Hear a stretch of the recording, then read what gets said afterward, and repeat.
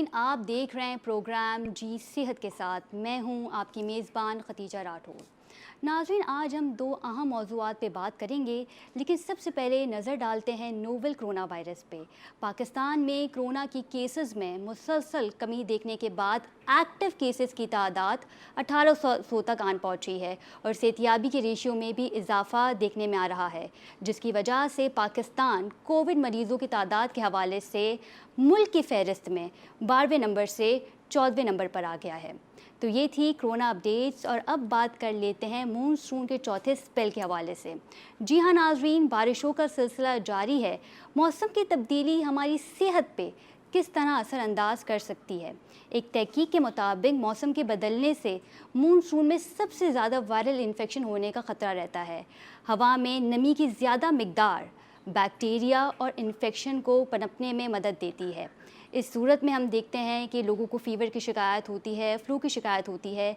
इस पे क्या एहतियात बरती जाए, बात कर लेते हैं। हमें स्टूडियो में ज्वाइन किया है, पाकिस्तान तहरीक इंसाफ से इनका ताल्लुक़ है, बाय प्रोफेशनल डॉक्टर भी हैं, डॉक्टर इमरान अली शाह, और इनके हमरा हैं मारूफ हर्बलिस्ट शाह नज़ीर साहब। दोनों को प्रोग्राम में खुशामदीद कहते हैं। सबसे पहले रुख करेंगे डॉक्टर इमरान का। डॉक्टर साहब बताइएगा, बारिश के बाद हम देखते हैं कि जगह जगह पानी खड़ा हो जाता है, गंदगी मौजूद होती है, और स्पेशली अगर बात की जाए कराची वालों की, तो कराची वाले अमूमन इस मसले से दो चार नज़र आते हैं। इस सूरत हाल में क्या कहेंगे और कौन से वायरल इन्फेक्शन होने का ख़तरा रहता है? जी, बिस्मिल्लाहिर्रहमानिर्रहीम। शुक्रिया बहुत बहुत, आपने मुझे इस प्रोग्राम में बुलाया और इस प्रोग्राम के प्लेटफॉर्म से जी एक पब्लिक मैसेज ही जाता है ऐसे प्रोग्राम से। देखिए, बारिश तो हर जगह होती है, यूरोप में भी होती है, Asian south east Asian countries में होती है। अनफॉर्चुनेटली पाकिस्तान का जो पानी का निकासी का जो सिस्टम है, बिलखुसूस कराची का और रूरल सिंध का भी, वो बहुत अनफॉर्चुनेटली अंडर डेवलप्ड है या नॉन एग्जिस्टेंट है ऑलमोस्ट। जी आपको एक बात पता है कि हम बात करते हैं नॉर्मल पानी की, जो कहते हैं ना, जो ड्रेनेज वाटर होता है, जो बाथरूम का पानी होता है, वो इस वक्त untreated millions of gallons of raw sewage समंदर में फेंका जा रहा है। और वो सारा कंटेमिनेटेड पानी। ये तो बात करो नॉन मानसून सीज़न की। मानसून सीज़न में क्या हाल होता है वो आपको पता ही है कि वो सारा रॉ सुवेज जो समंदर में फेंका जाता है, जो कि नहीं फेंकना चाहिए, इसके ट्रीटमेंट प्लांट्स होने चाहिए, उससे पानी ट्रीटमेंट होकर फिर समंदर में जाना चाहिए। खैर, अब आप आ जाए मानसून पे। अब होता ये है, जब मानसून सीज़न होता है, क्योंकि हमारे यहाँ ये जो स्टॉर्म वाटर ड्रेन्स हैं, ये इनएडिक्वेटली, इनकी अनफॉर्चुनेटली सफाई होती है और उसमें गलासत जमा होती रहती है। एक वक्त आता है मानसून सीज़न में कि वो बारिश का पानी जो बह के समंदर की तरफ जाना चाहिए या रिवर्स की तरफ जाना चाहिए, नदियों की तरफ जाना चाहिए, वही बह के हम लोगों के घरों में आता है। जी, गली मोहल्लों में मेरे अपने घर में एफ ब्लॉक में, जहाँ पे मैं रहता हूँ, जहाँ पे मेरी वालदा रहती हैं, वो मेरे अपने घर में गटर का पानी आ रहा था। उसको पकड़ पकड़ के वाइपर से कितना पानी निकाले, एक दिन थोड़ा निकालता है, पीछे आ जाता है। तो ये बहुत बड़ा इशू है। और मतलब डिटेल में बात करेंगे, disease secondary to the monsoon season, ये भी एक बहुत बड़ा इशू बन जाता है। आपको पता ही है, जब स्टैगनेंट वाटर यानी ठहरा हुआ पानी रुकता है तो उसके अंदर ही तो हमारे जो मच्छर अंडे बच्चे देते हैं। बिल्कुल। और मसला ये नहीं होता, ये कोई इंसान का बच्चा तो है नहीं कि हर 9 महीने बाद पैदा होगा। ये तो हर थोड़े अरसे के बाद ही इतनी जल्दी एक्सपोनेंशियली स्प्रेड होता है। और फिर इनमें से बीमारियाँ, मलेरिया, डेंगू फीवर जैसी, डेंगू फीवर के अलावा आप कॉलेरा पे आ जाइए, टाइफाइड पे आ जाए, सैल्मोनेला जिसको कहते हैं, जिसकी वजह से होता है, और इतनी सारी बीमारियां निकलती हैं। इनकी डिटेल में हम बात कर लेंगे थोड़ी देर में। मगर ये कि मानसून सीज़न जब आता है, लोगों को खुश होना चाहिए कि मानसून रेन्स आ रही है, बरकत हो रही है। ये हमारे लिए जो होती है ना, ये तरीके से रहमत तो होती है, और ये ज़हमत भी बन जाती है, ज़हमत बहुत ज़्यादा बन जाती है, क्योंकि लाइफ लॉस होता है। बिल्कुल ठीक है। और एक और हमारे से मुसीबत है, वो है हमारे इलेक्ट्रिक शॉक्स जो लगते हैं बच्चों को। बिल्कुल ठीक है। तो खैर, ये तो एक डिबेट है जो कभी ख़त्म ही नहीं हो सकती जब तक पूरा सिस्टम ओवरऑल चेंज नहीं हो सकता। बिल्कुल ठीक है। शाह नज़ीर साहब की जानिब जाऊंगी। हकीम साहब बताइएगा कि मानसून का सीज़न जारी है और हम देखते हैं कि लोगों को डेंगू फीवर और टाइफाइड जैसी शिकायतें होना शुरू हो जाती हैं। अगर ये डिज़ीज़ हमें हो जाती है तो हम इसे क्योर कैसे कर सकते हैं? देखें, एहतियात अफसोस से बेहतर है। जब ऐसे मौसम हो तो कम बाहर निकलें। और दूसरी चीज़ ये है कि जिस तरह अभी डॉक्टर साहब ने बताया है कि जो पानी फ़िल्टर होके साफ़ होके समंदर में जाना चाहिए, वो उसी हालत में जा रहा होता है। जब जा रहा होता है तो उसके जरासीम भी फैलते जा रहे होते हैं रास्ते में से। दूसरी चीज़ ये है कि जब बारिश होती है तो जितने भी जर्म्स होते हैं वो सब ऊपर आ जाते हैं। बिल्कुल ठीक है। और उसमें ये है कि फ़ीवर, डायरिया और मैदे का निज़ाम, ये सारी चीज़ें आपकी डिस्टर्ब होना शुरू हो जाती हैं, जिससे आपको एक जनरल वीकनेस शुरू हो जाती है। उसमें ये है कि कैंसर होने के भी चांसेस बढ़ जाते हैं, हेपेटाइटिस होने के चांसेस बढ़ जाते जी। हैं। ये जो डेंगू मलेरिया, तो ये तो एक आम सी चीज़ है। ये तो पहले ही आप जैसे हेपेटाइटिस ए है, हम बाहर जब रेडी पथारों से कोई चीज़ें खाते हैं उससे लग जाती है। बिल्कुल ठीक तो है। इस तरीके से ये मर्ज तो हम गली कूचों में ही हम खेल रहे हैं इनके साथ। तो खुदारा थोड़ा सा इस पे तवज्जो दी जाए, और थोड़ी सी इस पे गवर्नमेंट भी अगर तवज्जो देगी तो हम इनसे अजाब से सिर्फ डॉक्टर ही नहीं, हर इंसान महफूज हो सकता है। आपके बहुत सारे पैसे जो हॉस्पिटल्स में खर्च होते हैं उससे बच जाएंगे आपके। बिल्कुल ठीक है। शाहनज़ीर साहब, अगर हम बात करें टाइफाइड की या डेंगू फीवर की, तो ऐसी कोई हर्बल चीज़ें हैं जिनका हम इस्तेमाल कर सकते हैं? जी बिल्कुल कर सकते हैं। देखें, इसमें यह है कि आप किसी भी घर में नीम का और पपीते का दरख्त अगर होगा तो उस घर में बीमारियां भी कम आना शुरू हो जाएंगी। ठीक है। दूसरी चीज़ ये है कि जो पपीते के पत्ते होते हैं वो तो है ही डेंगू का इलाज, लेकिन हमारी हर्ब्स के अंदर जो जड़ी बूटियों में होती है वो गुलों की लकड़ी होती है जो कि एंटी मलेरिया होती है। उसका 1 इंच का टुकड़ा और अजवाइन आधा चम्मच, इसको 1.25 कप पानी में डालकर जोश दे के कहवा बना लें, एक टाइम पिएं आप देखिएगा उससे ये है कि हर किस्म का बुखार भी ख़त्म होने के चांसेस हैं। और जैसे मौसमी बुखार हो, मलेरिया हो, टाइफाइड हो या डेंगू के असरात हों, ये उसको भी ख़त्म करती है। और साथ में अगर इसमें बनफशा के पत्ते डाल लिए जाएं तो ये एंटी एलर्जी होती है जो कि आपके कोरोना को भी ख़त्म करने में मदद देती है। बिल्कुल ठीक है। डॉक्टर इमरान की जानिब में जाऊँगी। डॉक्टर इमरान, जैसे कि हम मानसून के हवाले से बात कर रहे हैं, वायरल इन्फेक्शन के हवाले से बात कर रहे हैं, तो जो अफराद टाइफाइड या डेंगू फीवर से 2-4 हैं, समटाइम्स उन्हें ये लगता है कि कहीं हम कोरोना वायरस से तो 2-4 नहीं हो गए, तो इनके सिम्टम्स क्या होते हैं अगर हम बात करें टाइफाइड की? तो देखिए, टाइफॉइड को आप ले लें, मैं तो कहता हूँ कि आप कोई भी इलनेस ले लें, जो बैक्टीरियल हो या वायरल हो, शुरू अमूमन ये होता है कि तबीयत, भूख नहीं लगती है, दिल नहीं करता खाने को, लोग इसके बारे में डिस्कस नहीं करते। Loss of appetite is one of the first symptoms के वायरल इलनेस, चाहे वो डेंगू हो, चाहे वो कॉलरा हो, चाहे वो कुछ कोरोना हो। पहले ये होता है कि मुंह का टेस्ट अजीब, जायका, खाने को दिल नहीं करता, चिड़चिड़ाहट, फिर सारे बॉडी में एक सोना शुरू होता है, इसको कहते हैं माइल्जिया कहते हैं इसको, और फिर बुखार का सिलसिला शुरू होता है। अब मुख्तलिफ़ किस्म की डिजीज़ मुख्तलिफ़ किस्म के सिम्टम्स और साइंस के साथ पेश होते हैं, मगर ज़्यादातर ऐसे होता है। अब कॉलरा पे आ जाएँ या सैल्मोनेला टाइफॉइड पे आ जाएँ तो उसके अंदर होता क्या है कि लोगों को डायरिया शुरू हो जाता है, वॉमिटिंग शुरू हो जाती है। अच्छा, छोटे मोटे बच्चे जो 15, 20, 40 साल तक के तो बच जाते हैं सब चीज़ों से, रिहाइड्रेट हो जाते हैं, मगर जिनकी एज ज़्यादा होती है, जो लोग इम्यूनो कॉम्प्रोमाइज्ड होते हैं, जो लोग स्टेरॉइड्स पे होते हैं, जो लोग कैंसर के पेशेंट्स होते हैं, जिनकी उम्रें ज़्यादा होती हैं, उनके लिए डिहाइड्रेशन एक बड़ी ख़तरनाक चीज़ होती है। उससे होता है कि बॉडी का जो वॉल्यूम होता है लिक्विड का, फ्लूइड्स का, इसको कहते हैं इंट्रावेस्कुलर, यानी खून की नालियों के अंदर, वो कम होना शुरू हो जाता है। ठीक है। और इससे फिर दिमाग के तवाज़ुन भी हल्के हल्के, आप देखते होंगे घर में हमारे बड़े बूढ़े होते हैं, 2-3 दफ़ा डायरिया हुआ तो बात करने का इनके अंदर सलाहियत तो ताकत ही नहीं रहती है, तो इसके अंदर डिहाइड्रेशन को ज़रूरी है कंट्रोल करना, तो इसलिए हाइड्रेट करना ज़रूरी है। ORS होता है, जो भी इस तरह की अलग चीज़ें होती हैं, मैं तो अमूमन लोगों को वो देता हूँ, ऑरेंज कलर का जो होता है, विटामिन C का जो होता है, वो बहुत बहुत कारआमद चीज़ होती है। और फिर अपने डॉक्टर को दिखाएं, क्योंकि देखिए डायरिया का रीज़न ये नहीं होता कि हमेशा ज़रूरी है कि आपको सैल्मोनेला ही है या टाइफॉइड है या कॉलरा है या इस तरह की कोई बीमारी है, उसकी और भी बहुत सारी वजूहत हो सकती हैं। कैंसर भी कभी कभी ओवरफ्लो डायरिया कर देता है, अगर कोलोन का कैंसर हो किसी को तो वो भी ओवरफ्लो डायरिया कर देता है। तो you have to be seen by an educated, properly qualified doctor, ताकि आपको डायग्नोसिस हो। जब डायग्नोसिस प्रॉब्लम पता है ना क्या है, मैं जो देखता हूँ पाकिस्तान में, क्योंकि मैं इंग्लैंड में ट्रेन हुआ, वहाँ पे काम किया, फिर पाकिस्तान आया, मुझे अल्हम्दुलिल्लाह 12-13 साल हो गए पाकिस्तान में काम करते हुए, कि डायग्नोसिस होता नहीं है और ट्रीटमेंट शुरू हो जाता है। You have to make a proper judgement through diagnosis और फिर क्लिनिकल इन्वेस्टिगेशन से, और फिर आप ट्रीटमेंट पे आए। ये नहीं कि डॉक्टर की बात। अच्छा, हमारा कल्चर ऐसा हो गया कि जब तक डॉक्टर 3-4 ड्रिप नहीं लगाए और 15-20 दवाइयाँ नहीं लिखे तो पेशेंट सेटिस्फाई नहीं होता। ये कैसा डॉक्टर है, ऐसा ड्रिप नहीं लगाई हमको, और मैं उसके बिल्कुल अगेंस्ट हूँ। तो अच्छा भाई, आप इसके अगेंस्ट है, क्योंकि फिर आप सही कह रहे हैं कि कुछ डॉक्टर्स ऐसे कर देते हैं और पेशेंट भी सेटिस्फाई नहीं हो पाते।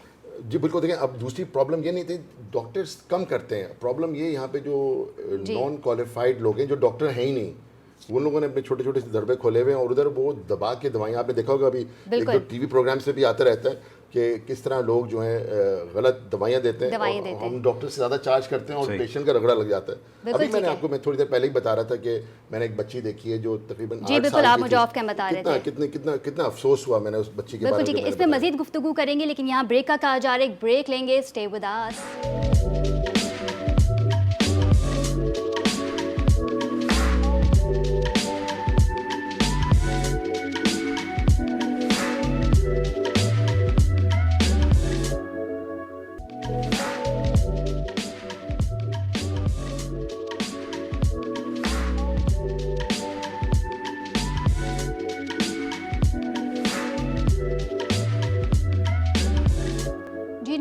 Welcome back from the break. और ब्रेक में जाने से पहले हम बात कर रहे थे मॉनसून के चौथे स्पेल के हवाले से, और जैसे ही मैंने अपने इंट्रो में कहा था, आगाज़ में हमने बताया था कि आज हम दो मौज़ूआत को साथ लेके चलेंगे। तो नाज़रीन, बात कर लेते हैं हेपेटाइटिस बी और सी के हवाले से, जहां माहिरीन का कहना है कि हेपेटाइटिस बी और सी कोरोना वायरस से ज़्यादा ख़तरनाक वायरस है, जिसके नताइज में रोज़ाना सिर्फ पाकिस्तान में 300 अमवात सामने आ रही है। इसकी वजूहात क्या है, हेपेटाइटिस बी और सी होता क्या है, इस पे बात करेंगे।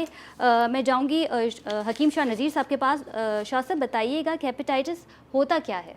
देखें, लीवर फंक्शन जी, फैटी लीवर हो जाना, उसके बाद ये है कि जिस तरह अभी शुरू में मैंने अर्ज़ किया कि जैसे हेपेटाइटिस ए हम खाने पीने की चीज़ों से अपने घर लेके जा रहे होते हैं, जी। हेपेटाइटिस बी जो है वो आपके ब्लड में आता है। ब्लड में और आता जी है। हाँ, ब्लड में आता है, लेकिन वो भी एक कैंसर की एक किस्म होती है। ये बाज़ लोगों का हेपेटाइटिस बी के जो जम्स होते हैं वो डेड मिलते हैं, लेकिन जम्स आ रहे हैं लेकिन वो डेड होते हैं, और ठीक बाज़ है। लोगों के एक्टिव होते हैं।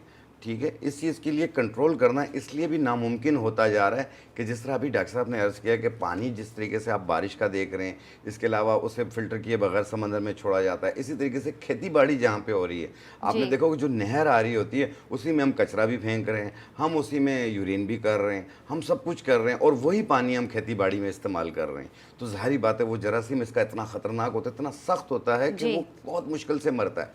तो वो हम फलों के ज़रिए, सब्जियों के ज़रिए वैसे भी हम खा रहे होते हैं। तो इसको किस तरीके से ख़त्म किया जा सकता है, जब तक एक बेस आपकी जो जहाँ से आप स्टार्ट हो रहे हैं वहाँ से आप अगर सही तरीके से निज़ाम सही करते जाएंगे, जब तक मसला हल नहीं हो सकता। बिल्कुल ठीक है। नाज़रीन को ये भी बताते चलें कि 1.5 करोड़ जो है वो हमारी आवाम, पाकिस्तानी आवाम जो है वो हेपेटाइटिस बी और सी से दो चार हो चुकी है। डॉक्टर इमरान की जानिब जाऊँगी। डॉक्टर साहब, बात कर रहे हैं, एक चीज़ कहना चाहूँगा कि एक फल आता है मोरिंडा सिटीफोलिया, जिसे बंद खोड़ कहा जाता है पाकिस्तान में।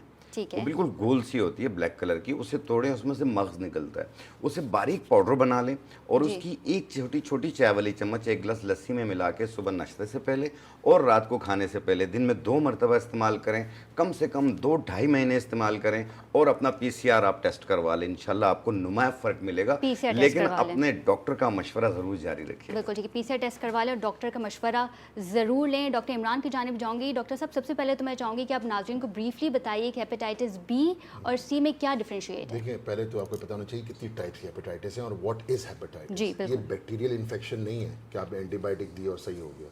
जी, ये एक वायरल इन्फेक्शन है, जिस तरह डेंगू एक वायरल इन्फेक्शन है। जी, लोग, अब मैं बाद में आपको मलेरिया और डेंगू का डिफरेंस बताऊंगा, क्योंकि कन्फ्यूजन को पब्लिक को पता होना ज़रूरी है, डिफरेंसेस क्या हैं। बिल्कुल ठीक है। हमारी रिस्पॉन्सिबिलिटी है as a health care person कि लोगों को एजुकेट करें। आपका प्लेटफॉर्म बेस्ट प्लेटफॉर्म है। जी, अब हम बिल्कुल। आ जाते हैं वापस किस पे बात, हेपेटाइटिस। जी, तो hepatitis A, B, C, D, E ये मुख्तलिफ इकसाम होती हैं। बिल्कुल ठीक है। ये A और E जो होती है ना, ये डर्टी वाटर, इसको कहते हैं फीकल ओरल रूट, ठीक यानी है। कि जो हम स्टूल्स पास होते हैं इसके अंदर ये वायरल लोड होता है और फिर वो स्टूल से फैल सकता है। अब आप 1 मिनट गौर करें, अगर किसी एक बंदे को नॉर्थ नाज़िबाद के इलाके में, जो कि पहाड़ी के इलाके में रहता है, उसको अगर हेपेटाइटिस A है जी, और अगर उसका स्टूल गंदे पानी के नालों से उगल के बाहर आएगा, वहीं पर बच्चे भी खेल रहे हैं पानी में, तालाब में, समझ रहे हैं, तो कितनी जल्दी ये फैल सकता है। ये होता है हेपेटाइटिस A और E। अब ठीक है। हेपेटाइटिस B और C पे आ जाइए। जी, ये होता है ब्लड प्रोडक्ट्स के थ्रू। हमारे यहाँ ना सिर्फ ब्लड ट्रांसफ्यूजन कभी कभी इतने उस म्यार के नहीं होते, बहुत सी ऐसी जगहों पे जो छोटे अस्पताल हैं, क्लिनिक्स हैं, वहाँ पे आपको पता ही एक ही नीडल के साथ 6-6 लोगों को लगाया जा रहा है इंजेक्शन। उसके अलावा जो ड्रग शेयरिंग नीडल्स किसको कहते हैं, तो यहाँ पे कोई प्रॉपर नीडल कंट्रोल प्रोग्राम भी नहीं है अनफॉर्चुनेटली सिंध के अंदर। तो जो आप लोगों को नज़र आते हैं ना, जो बेचारे जो चरसी किस्म के, मवाली किस्म के जो बैठे होते हैं रोड पे लगा रहे होते हैं, ये एक अनदर सोर्स है। उसके अलावा हेयर ड्रेसर्स, जी, अगर किसी पेशेंट को हेपेटाइटिस B या C है और हेयर ड्रेसर उसी ब्लेड को 10 लोगों पे इस्तेमाल करेगा, तो पब्लिक की जिम्मेदारी है कि जब वो बाल कटवाएं, कहना भाई अपने डिटॉल से तुम्हें साफ किया, साफ किसी करें। एंटीसेप्टिक साफ किया। बिल्कुल ठीक है। अब बहुत सी चीज़ें प्रिवेंटेबल होती हैं और बहुत सी चीज़ें प्रिवेंटेबल और क्योरेबल नहीं होती हैं। हेपेटाइटिस यानी कि मतलब होता है, हेपा मतलब होता है लिवर, टाइटिस जिस चीज़ पे लग जाए इसका मतलब होता है इन्फ्लेमेशन यानी कि सूजन। हेपेटाइटिस यानी लिवर का सूज जाना। लिवर का अब सूज जाना। बहुत सी हेपेटाइटिस के लिए जो है वैक्सीनेशन मौजूद हैं, तो बेहतर होता है prevention is better than cure. आपने सुना ही होगा। हम लोग डॉक्टर कहते इमरान, हैं। कॉलर मौजूद है, वो भी ले लेते हैं और प्रोग्राम को गुफ्तगू भी करेंगे। जी, अस्सलाम वालेकुम, कौन बात कर रहा है, कहाँ से? कॉल ड्रॉप हो गई। जी डॉक्टर इमरान। तो लिहाजा अब ये देखें, हेपेटाइटिस तो जब ही रुकेगी जब पूरे एक प्रॉपर स्क्रीनिंग प्रोग्राम होगा। आपको एक बात मालूम है कि 5 से 10% पॉपुलेशन इस वक्त पाकिस्तान की, नॉट ओनली सिंध और कराची, जी। इस वक्त हेपेटाइटिस में मुब्तला है। बिल्कुल। तो it is the figures 15 are million mesmerising, the figures are mesmerising. और ये तो जिम्मेदारी है हमारी लोकल गवर्नमेंट की कि इसको कंट्रोल किया जाए और इसकी प्रॉपर स्क्रीनिंग की जाए। जब तक स्क्रीनिंग नहीं होगी हमें यही नहीं मालूम पड़ेगा, तो ये तो तुक्का मारते हैं ना इतना परसेंट। ये तो वो बिल्कुल। लोग हैं जिनको पता है, इतने ऐसे लोग हैं जिनको हेपेटाइटिस होकर क्योर भी हो जाते हैं। डॉक्टर इमरान, एक रिसर्च के मुताबिक बेशतर लोगों को पता ही नहीं है कि वो इस वायरस को लेके घूम रहे हैं। बेशतर ऐसे लोगों को बिल्कुल ऐसे ही, और फिर वो लोग स्प्रेड करते हैं। देखिए सिर्फ फीकल ओरल रूट नहीं होता, इन स्टूल से नहीं होता। अब आप और बहुत से कॉन्टैक्ट्स होते हैं, सेक्सुअल कॉन्टैक्ट हो गया, उसके थ्रू भी स्प्रेड हो सकता है। Mother to child during birth, बहुत सारे तरीके होते हैं। और नीडल शेयरिंग, और ये जो हमारे जो हेयर ड्रेसर्स होते हैं, ये जो चीज़ें जो है ना, needle sharing, drug needle sharing, इसको इमीडिएटली स्टॉप होना चाहिए। मेरे ख्याल से जिम्मेदारी आती है जो भी लॉ इन्फोर्समेंट एजेंसीज हैं कि ये मेरे ख्याल से तो क्रिमिनल नेग्लिजेंस है किसी भी गवर्नमेंट की, अगर उसके शहर में या उसके इलाके में हेपेटाइटिस बढ़ रहा है, ख़ास तौर से ड्यू टू ड्रग्स एक ऐसा मेनेस है, वो तबाह बर्बाद कर देता है। 5वीं 6ठी जमात के बच्चे आजकल ड्रग्स ले रहे हैं और अल्कोहल में। डॉक्टर इमरान, कॉलर मौजूद है। अस्सलाम वालेकुम, कौन बात कर रहा है, कहाँ से? जी, कौन बात कर रहा है, कहाँ से? अस्सलाम वालेकुम। वालेकुम अस्सलाम, नाम बताइए, सवाल कीजिए। बेटा मैं हाजी जाहिद खान यूसुफजई बोल रहा हूँ। जी। तो अभी उन्होंने बताया था कुछ फल है जो लेके सुबह वो पीस के आधा चम्मच 1 चम्मच सुबह नाश्ते से पहले, 1 चम्मच बाद में। जी। तो उसका पूछा था वो फल का नाम क्या था? चलें ठीक है, इसके अलावा कोई और सवाल? नहीं बेटा, बस यही पूछना था। बहुत शुक्रिया। हमें मैसेज कर दोगे? चलिए जी, हम आपको बताते हैं वो रेमेडी। बहुत शुक्रिया आपका शाह नज़ीर साहब। जी खतीजा, अब मैं डॉक्टर इमरान साहब की एक बात को थोड़ा सा आगे बढ़ाना चाहूँगा कि इन्होंने बहुत अच्छी तरफ तवज्जो दिलाई है कि हेयर ड्रेसर्स की शॉप के ऊपर जो वो ब्लेड या उस्तरा वगैरह इस्तेमाल करते हैं। एक चीज़ और वो इस्तेमाल करते होते हैं कि जो थ्रेडिंग मशीन होती है उनकी, उसका ब्लेड चेंज नहीं होता। आपने देखा होगा जब शेप बनाते हैं तो फिर वो थ्रेडिंग मशीन से ड्रिंग ड्रिंग करके वो बना रहे होते हैं। तो वो एक ख़तरनाक चीज़ है, वो इस्तेमाल ना करें आप लोग, क्योंकि वो उसका ब्लेड चेंज नहीं होता, वो एक को किया दूसरे को, यानी सब जगह फैलता जा रहा है वो। ठीक है। तो वो किसी के सर पे माथे पे नहीं लिखा होता इसे हेपेटाइटिस है कि नहीं। बिल्कुल। आजकल हेपेटाइटिस के साथ HIV के पेशेंट भी बैठे हुए होते हैं, माथे पे नहीं लिखा हुआ होता। तो ये बहुत ज़्यादा एहतियात कीजिए, क्योंकि एहतियात अफसोस से बेहतर है। दूसरी चीज़ जो अभी साहब की कॉलर आई थी, हमारे भाई की कॉल आई थी, उनके लिए ये था कि बंद खोड़ एक बूटी आती है, बंद खोड़, ये बिल्कुल गोल पीस होता है, ब्लैक सा होता है, उसको तोड़ के उसमें से मगज़ निकलता है, उसे बंद खोड़ कहा जाता है पंसार की दुकान में, और इंग्लिश में उसका नाम है मोरिंडा सिटीफोलिया। ठीक है। ये एंटी कैंसर भी होता है, और इसके अलावा ये डायबिटीज़ के लिए बहुत ज़्यादा बेहतर है, हेपेटाइटिस के लिए बहुत ज़्यादा बेहतर है, और ये उनके लिए भी ज़्यादा बेहतर है जिनकी बॉडी पे गुठलियाँ निकलती हैं। लेकिन गुठलियों को आप कभी भी आम ना समझो, मामूली ना समझो, ये गुठलियाँ ख़तरनाक भी हो सकती हैं। तो इसलिए उसे ज़रूर बायोप्सी करवाएं या टेस्ट करवाएं, उसके बाद आप उसकी ट्रीटमेंट शुरू करवाएं, क्योंकि कुछ नुकसानदेह गुठलियाँ होती हैं, कुछ गैर नुकसानदेह होती हैं। लेकिन इन गुठलियों पर हाथ ना लगाएं, आप जितना हाथ लगाएंगे उतना बढ़ता जाएगा। बिल्कुल ठीक है। डॉक्टर इमरान की जानिब जाऊँगी। डॉक्टर साहब, आप बता रहे थे लिवर के हवाले से कि लिवर की स्वेलिंग के हवाले से। बिल्कुल, तो जिस तरह मैंने कहा हेपेटाइटिस, यानी जिस तरह होता है ना लोगों का अपेंडिसाइटिस हो जाता है, जब भी आइटिस देखेंगे ना एंड में टर्मिनोलॉजी में, तो इसका मतलब है सूजन, और हल्के हल्के इन्फेक्शन भी शुरू हो जाता है बाद में एंड स्टेजेस में। अच्छा, हेपेटाइटिस जिन लोगों को क्रॉनिक हो जाता है, यानी कि एक तो होता है एक्यूट, जिसको हेपेटाइटिस ए में जिसको कहते हैं, लोगों को पीलिया हो गया खाने के बाद, गंदे पानी के बाद, या बर्तन गंदे, यानी कि फ्रूट्स गंदे आप ठेलों पे आप लेते हैं, गंदे पानी से अगर धो दिया उसने, तो हो गया हेपेटाइटिस ए आपको। खासतौर से अगर उसके अंदर वायरल लोड है हेपेटाइटिस ए का, उसमें तो जॉन्डिस होता है, और हमारा इम्यून सिस्टम इतना अच्छा है कि वो फाइट आउट कर लेता है। माँ हेपेटाइटिस बी और बिलखसूस हेपेटाइटिस सी, अगर ये एक्यूट से क्रॉनिक स्टेज में आ गया, यानी कि एक अरसे तक रहा, तो क्रिएट कर देता है हेपेटिक सिरोसिस कहते हैं इसको। वो एक अजीब ही चीज़ शुरू हो जाती है। अच्छा, उसमें फिर लिवर फेलियर हो जाता है। आपने कहा कि एक अरसे तक रहा, तो इस अरसे के दौरान कोई सिम्टम्स हमें फील होते हैं, महसूस होते हैं? बिल्कुल होते हैं, क्यों नहीं होते। पेशेंट्स की तबीयत वैसी आपको पता ही, देखिए jaundice is one of the first अलामा जो होती है ना, जब हेपेटिक फेलियर की तरफ जा रहा होता है आदमी, तो जॉन्डिस वगैरह शुरू हो जाता है। उसके अलावा ब्लड टेस्ट वगैरह पेशेंट खुद बेहतर नहीं फील करता, टेम्परेचर भी होता है कि वायरल लोड तो है ही, मगर हमें जो प्रिवेंट करना होता है ना, वो दो चीज़ें, एक तो सिरोसिस और दूसरी हेपेटोसेलुलर कार्सिनोमा। जिन लोगों को सिरोसिस हो जाती है, फिर वो बिल्कुल कैंडिडेट्स पॉसिबल होते हैं कि उनको कैंसर हो सकता है लिवर का। तो ये सब चीज़ें कैसे प्रिवेंट हो सकती हैं कि आप अपनी वैक्सीनेशन कराएं। हेपेटाइटिस बी की तो वैक्सीनेशन है मगर सी की नहीं है अनफॉर्चुनेटली। ठीक है। उसको प्रिवेंट कैसे करेंगे कि प्रॉपर स्क्रीनिंग प्रोग्राम्स हों। ठीक है। हॉस्पिटल्स की जिम्मेदारी है, नर्सेज की जिम्मेदारी है, हेयर ड्रेसर्स की जिम्मेदारी है, और जो लोग भी ब्लड प्रोडक्ट्स में डील कर रहे हैं, जो भी लैब्स हैं, जो भी हैं, देखिए आजकल तो आपको पता ही हर गली में लैब खुली हुई है अनफॉर्चुनेटली। उसकी प्रॉपर मॉनिटरिंग किसकी जिम्मेदारी है? सिंध हेल्थ केयर कमीशन की जिम्मेदारी है, जो कि अनफॉर्चुनेटली इस वक्त नॉन एग्जिस्टेंट है। आप कॉल कर लें, वहाँ पे कंप्लेन तो लिखवा लेते हैं। मैंने कितनी कॉलें करवाई, कितने मेरे पेशेंट। अभी हमें थोड़ी देर पहले बात की घुटली की, कि मैंने आपको थोड़ी देर पहले खतीजा क्या बताया था, मेरे पास एक 2.5 साल की बच्ची आई, 2.5 साल की बच्ची आई जिसकी टांग पे हल्की सी घुटली थी। अब वो कभी हकीम के पास जा रहे हैं, कभी कुमार के पास जा रहे हैं, ऊपर से पट्टियाँ करवा रहे हैं, कभी मसाज करवा रहे हैं। एक कैंसर होता है जो बच्चों में पाया जाता है, मसल के अंदर होता है, सॉफ्ट टिश्यू कैंसर, उसको रैप्डोमायोसार्कोमा कहते हैं, और दैट इज़ अ डिजास्टर। और वो 2.5 साल की बच्ची का, वैसे ज़िंदगी मौत अल्लाह के हाथ में, मुझे नहीं पता कि अगले 1 मिनट में मेरे साथ क्या होने वाला है, हम लोगों के साथ क्या होने वाला है, मगर मुझे पता है कि बच्ची को मैं देख रहा हूँ रैप्डोमायोसार्कोमा है, उसकी जिस्म में कैंसर फैला हुआ है। अब मैं वो 2.5 साल के फादर को, मदर को क्या बोलूँ? हमारे लिए मेडिकली तो स्टेटिस्टिक्स होती है कि 1% 2% पेशेंट को कैंसर है, मगर घर वालों के लिए 100% लॉस होता है, कोई स्टेटिस्टिक नहीं होती। इसलिए हर डॉक्टर, हेल्थ केयर वर्कर की जिम्मेदारी है कि देखिए जब आपकी फील्ड नहीं है, आप क्या उस मासूम 2.5 साल की बच्ची को, आपको पता है कि आप गलत काम कर रहे हैं, तो ये अब ज़मीर में इसको साथ रखते हुए इलाज करना चाहिए। बस मैं बिल्कुल ठीक है जी। कॉलर मौजूद है। अस्सलाम वालेकुम, कौन बात कर रहा है, कहाँ से? अस्सलाम वालेकुम। जी वालेकुम सलाम जी, नाम बताइए, सवाल कीजिए। मैं समीउल्लाह खान बात कर रहा हूँ इस्लामाबाद I81 से। जी सवाल कीजिए। ये मेरा सवाल टाइफाइड के रिलेटेड तो नहीं, आप टाइफाइड के रिलेटेड चला रहे हैं तो मेरे डॉक्टर साहब से रिक्वेस्ट है कि एक तो मुंह के छालों के बारे में काइंडली को टोटका बताएं। हमारे तो 10-15 दिन ठीक गुजरते हैं और 2-2 महीने मुंह में छाले या मुंह अंदर से फट जाते हैं। ठीक है। और एक और सवाल भी कर सकता हूँ? जी करें।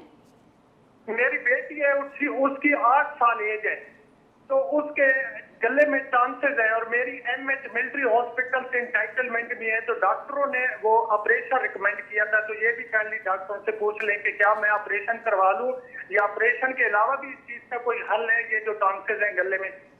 बिल्कुल ठीक है। क्या एज बताई आपने अपनी बेटी की? मेरी बेटी की एज 8 साल है।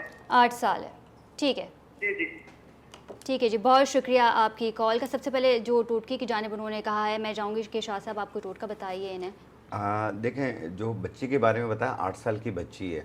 देखें, कभी भी हमारे यहाँ सबसे ज़्यादा लॉस ये होता है कि हम बचपन में जब बच्चा पैदा होता है उस पर टोटके शुरू कर देते हैं, जो कि गलत है। आप अपने नॉलेज का मशवरा जारी रखिएगा, और जहाँ ऑपरेट का मसला आ जाता है वहाँ हमारे रास्ते अलग हो जाते हैं। ठीक है, एक हर्बलिस्ट के और एक MBBS डॉक्टर के हमारे रास्ते अलग हो जाते हैं। बाकी सब कुछ वही ट्रीटमेंट होती है। आप शहतूत का इस्तेमाल उन्हें ज़्यादा करवाइए, और साथ में अपने मॉलिज का मशवरा जारी रखिए। एक पत्ते आते हैं बांसा के पत्ते, बांसा के पत्ते आधी चम्मच, और मुलेठी आधा इंच का टुकड़ा, इसे 1.25 कप पानी में डाल के जोश दे के कहवा बना लें। 1 चम्मच सुबह, 1 चम्मच दोपहर, 1 चम्मच शाम को ये कहवा पिलाएं आप। ठीक है, आप कुछ दिन पिलाएं, देखें कि बेहतरी आती है तो वेल एंड गुड, अगर नहीं आती है तो इसको बेशक ऑपरेट करवा लें आप। दूसरा ये है कि जो उन्होंने कहा कि मुंह में छाले हो जाते हैं, ये तेज़ाबियत की वजह से भी होते हैं, और आजकल एक और चीज़ चली हुई है जो इन हालात के अंदर IBS। ठीक है, इसमें यह है कि टेंशन, डिप्रेशन, गैसेस बहुत ज़्यादा बनना, तेज़ाबियत बनना, तो इसकी वजह से भी मुंह में छाले बन रहे होते हैं। तो ऐसी सूरत में आपने लेना तबाशीर। तबाशीर 50 ग्राम, मिश्री 50 ग्राम, कमल गट्टा 50 ग्राम, इनको मिलाकर पाउडर बना लें, और इसकी आधी चम्मच दिन में 3 मरतबा सुबह दोपहर शाम मुंह में रख के छिड़कें इसको। ये बड़ों के लिए, ये बच्चों के लिए नहीं है, ये 12 साल से ज़्यादा एज वालों के लिए है। 12 साल से कम उम्र वाले अपने मॉलिज का मशवरा जारी रखिए, जो चाइल्ड स्पेशलिस्ट हो। जी हाँ, ये बहुत ज़रूरी बात की इन्होंने कि देखें, इसके अंदर जब मुंह में छाले होते हैं, इसको कहते हैं इंग्लिश में, यानी कि मेडिकल ज़बान में एब्सेस अल्सर्स कहते हैं। अमूमन जब कभी पेट ख़राब होता है तो लोगों के स्ट्रेस रिलेटेड बहुत कॉमन चीज़ होती है, जलन होती है। तो आप कहीं भी जाके, जिन्होंने फरमाया हर्बल ट्रीटमेंट भी करें, और ख़ास तौर से लिडोकेन यानी कि लोकल एनेस्थेटिक क्रीम आता है, वो भी लगा सकते हैं, उससे दर्द चले जाएगा। मगर एक बात याद रखें, अगर यही छाले किसी एडल्ट में हो रहे हैं, 40 साल का है, 50 साल का है, मुँह में छाले हो रहे हैं, और वो स्मोक करता है, गुटखा खाता है, पान खाता है, तो ज्यादा चांसेस पता है ना क्या है आपको, कि ओरल कैंसर हो रहा है उसको। और वो छोटा अल्सर शुरू होता है, पूरा मुंह क्या जबड़ा, हड्डी वड्डी सब बाहर लटक जाती है। तो इसलिए स्मोकिंग, छाला, गुटखा और ये पान, ये एक तरीके से हमारे लिए कर्स है, ये हमारे बाकी में मुल्क पे लानत है कि ये जो हमारे जो गंदगी जो है ना, ये एक हमारे शहरियों की लानत बन गई है। और ये एक तरीके से हमारे यंग हमारे जो पॉपुलेशन के बच्चे हैं जो गलत हरकतों में पड़ रहे हैं, गुटखा पान छाली तो वैसे ही बैन है, और उस पर मैं कहता हूँ स्ट्रॉन्ग इम्प्लीमेंट करना चाहिए। और गवर्नमेंट ऑफ सिंध की जिम्मेदारी, सारी बात है कि जाके छापे मारें, ख़त्म करें इसको, गुटखे को छालियों को बेसिकली। जी बिल्कुल ठीक है, गुफ्तगू जारी रहेगी, लेकिन यहाँ वक्त पर एक शॉर्ट कमर्शियल ब्रेक का। स्टे विद अस।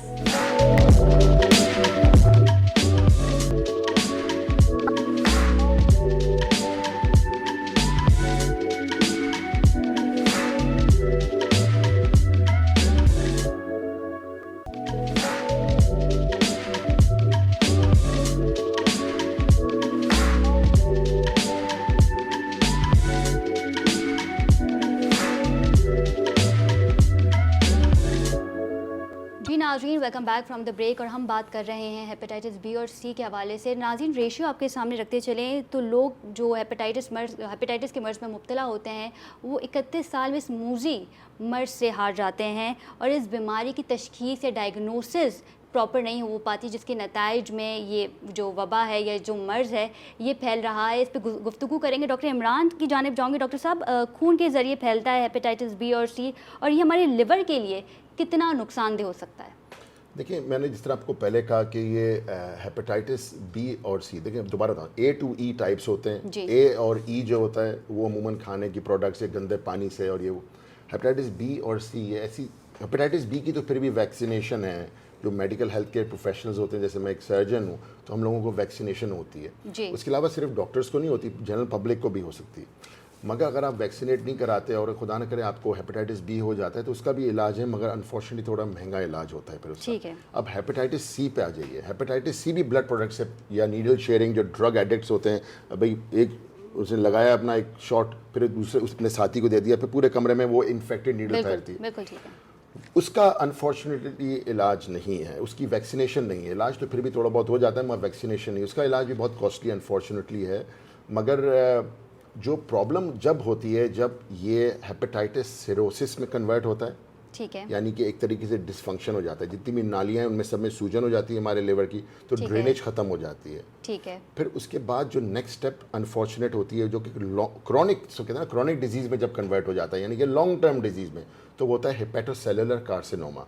अब हेपेटिक सेलुलर कार्सिनोमा यानी कैंसर, लिवर का कैंसर, वो अनफॉर्चुनेटली एक तरीके से अनक्योरेबल और अनट्रीटेबल हो जाता है, खास तौर से अगर लिवर में हर जगह फैल जाए। ठीक है। अगर एक दो जगह फैला हो और बाकी बॉडी में नहीं फैला हो, अगर बोन स्कैन या जो आप स्कैन्स करवाएं अपने उसके अंदर, तो फिर भी उसका इलाज हो सकता है। हमारा लिवर एक ऐसी अल्लाह ने ऑर्गन बनाया है, वैसे कमाल है अल्लाह पाक का ये भी, कि आप अगर लिवर को, अगर आप एक लोब लिवर का निकालेंगे, टुकड़ा निकालेंगे, तो वो खुद ब खुद नेचुरली दोबारा बढ़ जाता है। ये एक ऐसी चीज़ है, ये मतलब अगर अपेंडिक्स निकालें दोबारा अपेंडिक्स नहीं बढ़ जाती। मतलब का ऐसा निज़ाम है कि अगर आप लिवर का अगर छोटा सा पीस निकालेंगे जहाँ पे कैंसर है, तो वो खुद ब खुद डेवलप होना शुरू होता है। और बिल्कुल एंड स्टेज पे चले जाएँ और किसी डेवलप्ड कंट्री की बात करें, तो फिर जारी बात है वहाँ पे लिवर ट्रांसप्लांट करने के भी बहुत से बिल्कुल ट्रांसप्लांट होते हैं। अनफॉर्चुनेटली पाकिस्तान में, बिलखुसूस कराची में, अभी तक इतना ज़्यादा सक्सेसफुली नहीं हो पाया है। बिल्कुल ठीक है जी। कॉलर मौजूद है। अस्सलाम वालेकुम, कौन बात कर रहा है, कहाँ से? जी अस्सलाम वालेकुम, कौन बात कर रहा है, कहाँ से? हेलो, चलें जी, कॉल डिस्कनेक्ट हो गई है।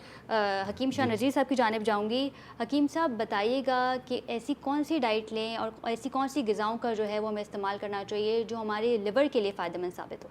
देखें, इसमें हम गन्ना भी ले सकते हैं, इसमें हम बीट रूट भी ले सकते हैं, जिसे चुकंदर कहा जाता है, इस तरीके से। और सब्जियों का इस्तेमाल करें, आप कोशिश करें टिंडा, तुरई, लौकी, शलजम, ऐसी चीज़ें खाएं आप।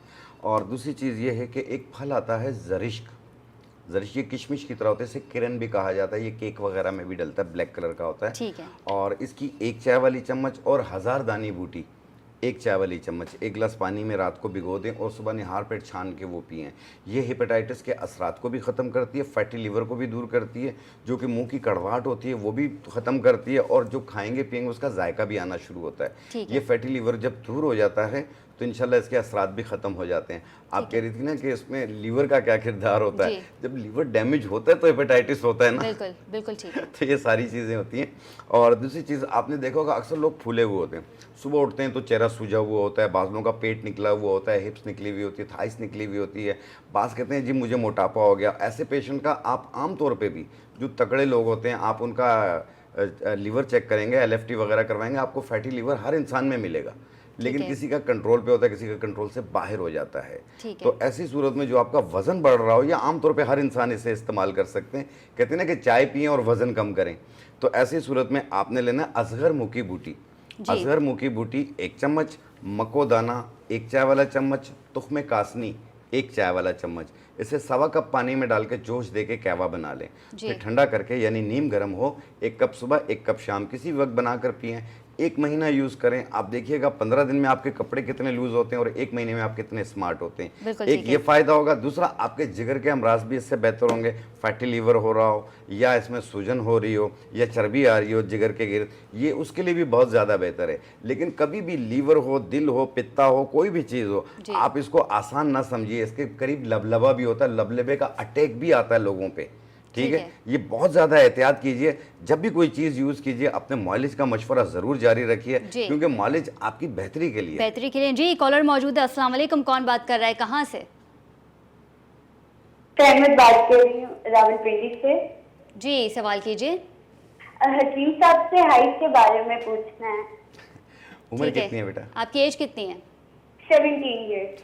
17 ईयर्स। चलिए जी, बहुत शुक्रिया आपकी कॉल का। जी खतीजा, इसमें यह है कि बाज़ बच्चों की हाइट रुक जाती है, अपनी बोन स्कैनिंग वगैरह करवा लें, उसमें जो फॉल्ट होते हैं वो भी सामने आ जाते हैं। लेकिन आप याद रखिएगा 14 साल से लेके 21 साल तक हाइट बढ़ती है, इसके बाद नहीं बढ़ती है। तो जो 14 साल से लेके 21 साल तक के लड़कियां और लड़के, ये तीनों ये सब इस्तेमाल कर सकते हैं, क्योंकि इसका साइड इफेक्ट क्यों नहीं है, ये एक ग़िज़ा है। इसमें आपने डालना है सिंघाड़ा 100 ग्राम, मिश्री 100 ग्राम, हालों एक बूटी आती है हालों, ये उसकी जड़ लेनी है 20 ग्राम, और मिश्री 100 ग्राम। सिंघाड़ा 100 ग्राम, मिश्री 100 ग्राम, हालों की जड़ 20 ग्राम, इनको मिला के बारीक पाउडर बना लें। 1 छोटी चाय वाली चम्मच सुबह नाश्ते के बाद, 1 छोटी चाय वाली चम्मच रात खाने के बाद, एक गिलास दूध या 1 कप दूध के साथ ये कंटिन्यू 3 महीने यूज़ करें। साथ में लटकने की और पाँव को हाथ लगाने की एक्सरसाइज करें, 15 मिनट सुबह 15 मिनट शाम। 3 महीने बाद आप पहले एक दीवार पे निशान लगा लें और 3 महीने बाद चेक कर लें, आपको 2 इंच, 1 इंच, 3 इंच किस तरह बीच में फ़र्क मिलेगा इंशाल्लाह। बिल्कुल ठीक है। डॉक्टर इमरान की जानिब जाऊँगी। डॉक्टर इमरान, हम गुफ्तगू कर रहे थे, लेकिन वो हमारी गुफ्तगू जो है वो ब्रेक हो गई। मैं चाहती हूँ उसी को कंटिन्यू करते हैं। जब हम बात कर रहे थे हेपेटाइटिस बी के, और जब हमें सिम्टम्स होते हैं और हम अपने डॉक्टर के पास जाते हैं, तो डॉक्टर हमारी स्क्रीनिंग के लिए कौन से टेस्ट रिकमेंड करते हैं? देखिए, इसके ब्लड टेस्ट के थ्रू टेस्ट होते हैं। हेपेटाइटिस बी, इसके एंटीजेंस और एंटीबॉडी के टेस्ट वगैरह होते हैं, जिस तरह बाकी वायरल इन्फेक्शंस के होते हैं। तो जब आप किसी भी अपने गैस्ट्रोएंटेरोलॉजिस्ट के पास जाएंगे या हेपेटोलॉजिस्ट के पास जाएंगे, उनको आप अपने सिम्टम्स बताएंगे, तो सारी बातें उतने एक्सपीरियंस्ड होते हैं। अगर आप अच्छे हेपेटोलॉजिस्ट के पास जाएंगे, वो आपको डिटेक्ट कर लेंगे, आपके ब्लड टेस्ट करेंगे, और बहुत सारी चीज़, बिलीरुबिन होता है एक टेस्ट जिससे पता चलता है कि हम लोग कितने येलो हो रहे हैं, तो पीला हो जाता है उसके। फिर उसके अलावा LFTs होते हैं, जिसको लिवर फंक्शनल टेस्ट कहते हैं। उसके अंदर बस एक बात मैं दोबारा थोड़े से बैक जाना चाहूँगा। अभी बात कर रहे थे ना हाइट के ऊपर, क्योंकि मैं खुद ऑर्थोपेडिक स्पेशलिस्ट हूँ और मैं ये बहुत ज़्यादा कॉमनली देखता हूँ। देखिए, जो फीमेल्स होती है ना, उनकी जो बोन की एक जगह होती है, इसको एपिफाइसिस या फाइसिस कहते हैं, जो बोन्स के एंड में होता है। तो नेचुरली पहली बात तो ये, अगर आपके वालिदैन छोटे कद के हैं तो आप एक्सपेक्ट नहीं करें कि आप उनसे ऊपर होंगे, बहुत कम चांसेस है इस तरह होने के। दूसरी बात ये कि आप जो लड़कियों की एज है वो अमूमन 14 to 15 पे जाके फाइसिस जो है वो फ्यूज़ हो जाती हैं। एक दफ़ा फाइसिस यानी कि ग्रोथ प्लेट हमारी फ्यूज़ हो जाए, उसके बाद हाइट नहीं बढ़नी है। अच्छा, लड़कों में 16 साल तक 17 साल तक हो जाता है। तो हमारे एक अल्लाह ने निज़ाम बनाया है। और कभी कभी इसलिए होता है कि जब जोड़ के पास बढ़ते हुए बच्चे के चोट लग जाती है तो उधर ग्रोथ प्लेट अरेस्ट हो जाती है, तो एक टांग बड़ी छोटी रह जाती है। जी बिल्कुल ठीक है। डॉक्टर इमरान, प्रोग्राम का वक्त खत्म होने को है। Thank you so much for being with us. Shah Nazir Sahab और उनके हमरा थे। डॉक्टर इमरान, अगले हफ्ते आपसे फिर मुलाकात होगी। अपना बहुत ख्याल रखिएगा। अल्लाह निगहबान।